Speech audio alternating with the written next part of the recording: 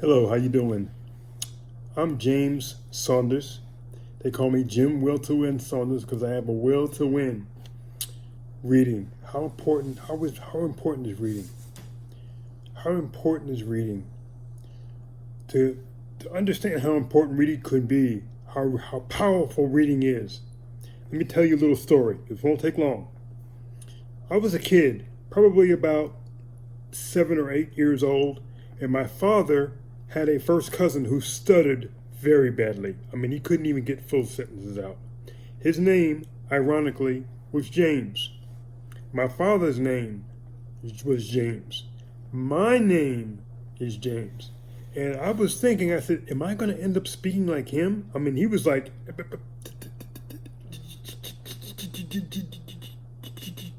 JL. He spoke like that.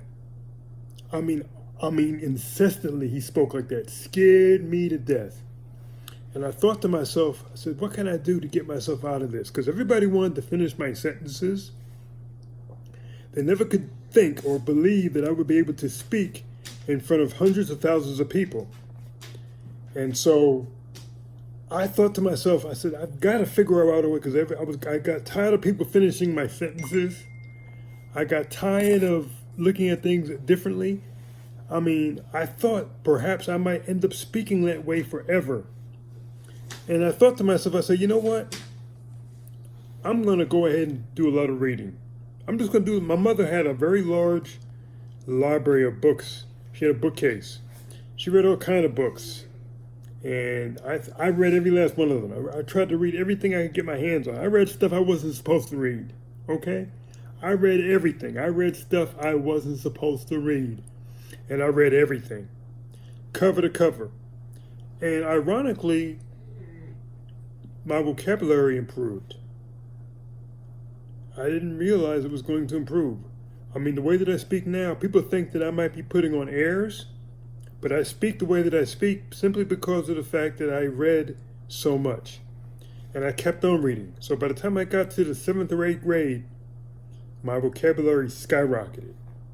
Then I went into the 9th grade, and I went before the class, and we did a speech class. Oh my God.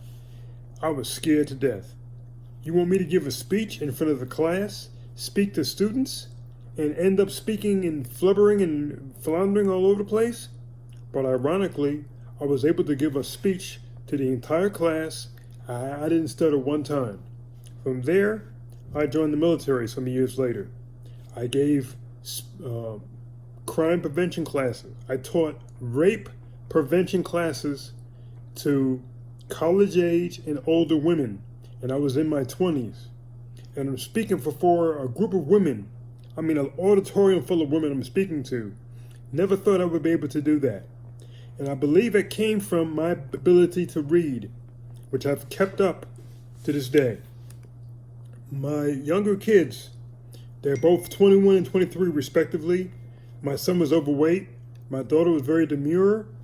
They didn't read at all. But I got them to read a book. It was called The Compound Effect by Darren Hardy. Look it up. You'll see it. It's a personal development book. Okay?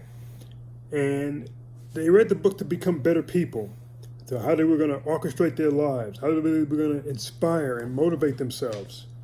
Okay? And they did that.